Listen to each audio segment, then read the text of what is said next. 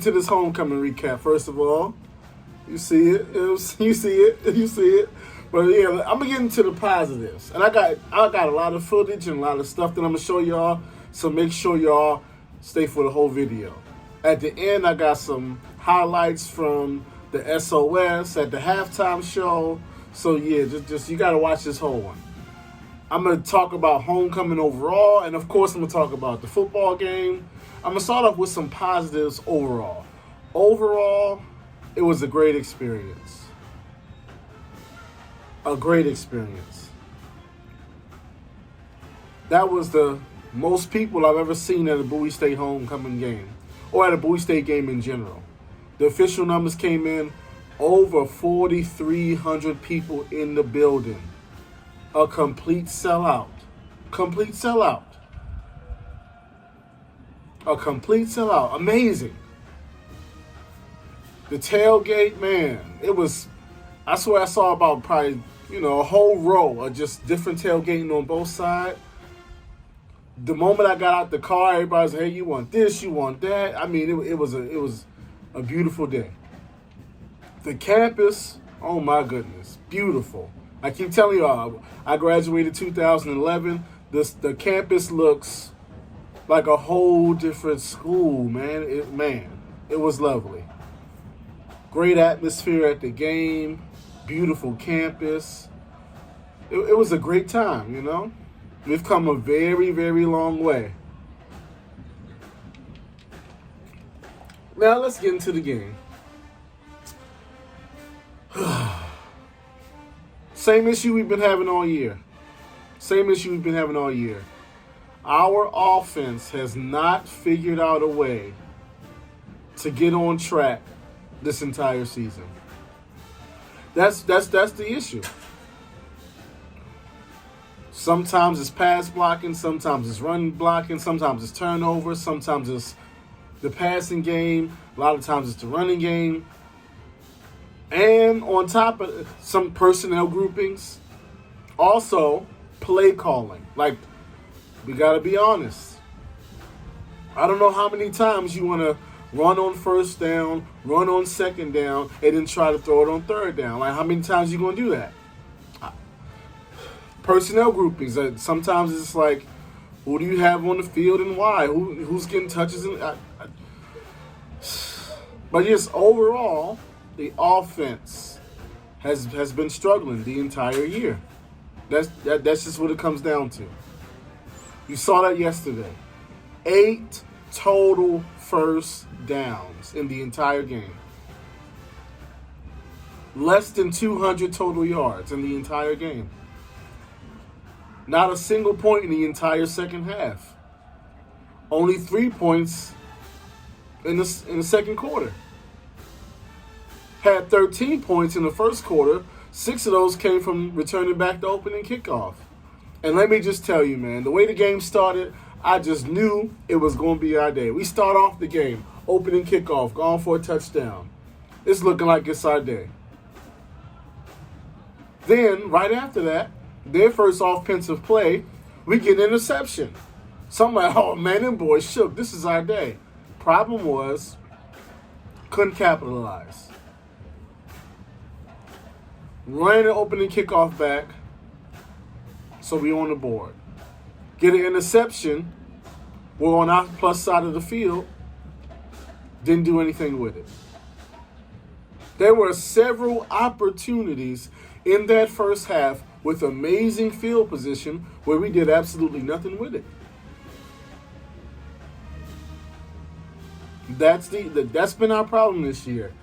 Can't get the offense on track. But I will say this. Even with that being said, the season is not over. Not over. We still have 4 games left. We got Union on the road. We got Bluefield. We got Lincoln. We got Elizabeth City. 4 conference games. There's still a lot to play for. There is still an outside chance we could still get to Salem. There's an outside chance.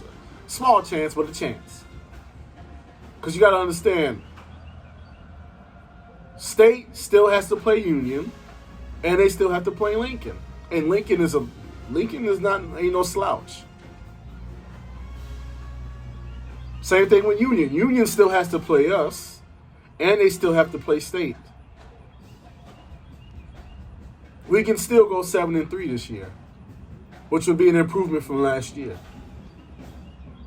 What we don't want to do is fall apart and guys start arguing and finger pointing, and all of a sudden there's factions on the team. You don't want to do that. You don't want to do that. Trust me, you don't want to do that. We can still have a winning season. We can still have a solid, respectable season. There's still a lot to play for. For starters, we have built a certain standard at this point. We have not had a losing season in pretty much a decade. It's been about 9 years since we've had a losing season or been below 500 in the conference. It's been basically a decade. 10 straight years of solid play. A lot of those years were great, awesome, going to the championships, winning championships, going to the playoffs. But even the years where that didn't happen, still good years, winning seasons, winning records in the conference. We do not want to go backwards, because this can go one of two ways. We can win 3 or 4, or go 4-0, and go 7-3, 6-4. Or guys can start falling apart and not getting along and all these kinds of things. And next thing you know, we're 5-5 or 4-6, which once again has not happened in over a decade.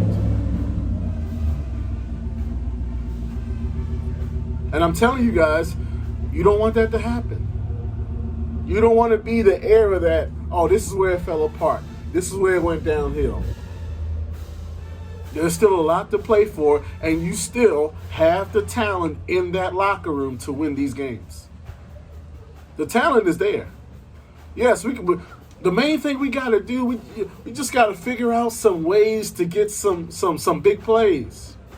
We got to get creative. Figure out how to get some chunk plays. Figure out how to get a bomb here, a bomb there. Figure out how to get a little 20-yard here, play here, a little 30-yard play there, a little misdirect. We just got to figure out how to get some big plays, how to get some points, how to get 3 or 4 first downs in a row. Give the defense some time to rest, change the field position, hit a big play here, get a big play there. We got to figure out how we can get in front early and then hold the lead.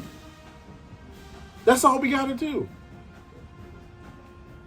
Listen, it's not going to be as flashy as some of the years past. It's not going to be as dominant as some of the years past, but we can still win. And so that's going forward, that's what I'm looking to see. Are we going to still win? Are you guys going to stick together and win? Because I'm going to tell you right now, I think we should be able to beat Union. It's going to be a tough game, no doubt, but we should be able to beat Union. Union is similar to Virginia State in terms of they can't pass the ball at all. All they can do is run. But they don't have that big of a stable, and their running backs are not as big or as physical, number one. And their quarterback play is even worse. So we should, especially coming off of back-to-back losses, pride got to kick in. Like, man, we done gave up too many points. We done gave up too many rushing yards. Everybody thinking it's their day to get a turn on Bowie State. We're going to shut it down right now. So just based off of pride alone, we got to be able to get Union. You got Elizabeth City. We should be able to beat them. Like, come on now. So come on now. Bluefield, come on now. Truthfully, this will sound crazy to say, but the toughest game at this point is going to be Lincoln. Why? Because this is going to sound crazy, but honestly, Lincoln might have the best quarterback in the CIAA this year, just based off of production. May not be based off of name or recruiting status, but listen, based off of production, he might be the best quarterback in the CIAA. That's going to be the issue because they can score. And the question is going to be, are we going to be able to score? Or are we going to be able to shut them down? But there's no reason why we can't go 3-1, 4-0, 7-3, 6-4, and still have a solid, respectable season. And we'll see what happens. Because like I said, Union still has us. They still have State. State still has Union. They still got Lincoln. So some things can still happen. Not to mention there's also the Florida Beach Bowl, where it's going to be somebody from CIAA, somebody from the SEAC. Who's going to go to the bowl game? A lot of it's going to be determined on who wins the championship, who goes to the playoffs, how far they go in the playoffs, how healthy the team is, who wants to go. It's still a whole lot to play for, so stay locked in. It's a whole lot to play for. But like I said, I got some clips from homecoming. I got some warm-up stuff. I got some of the band stuff. So go ahead and I'm about to play some of that stuff right now. And later on this week, I'm going to give you my keys to the game for Union. Peace. If you're ready for halftime, now hear you say, oh yeah! Coming to the field, our drum majors, a nursing major hailing from Bowie, Maryland, Hannah Pingoso, and a marketing major hailing from Cleveland, Ohio, Ellis Hicks. Now that's a back pin.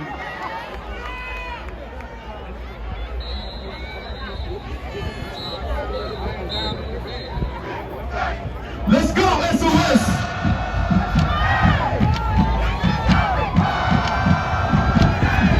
Under the direction of Mr. Billy Bennett and Mr. Michael Simmons. It's the pride of the CIAA, hailing from Maryland's oldest HBCU, founded in 1865. And since we've been keeping things real live, it's home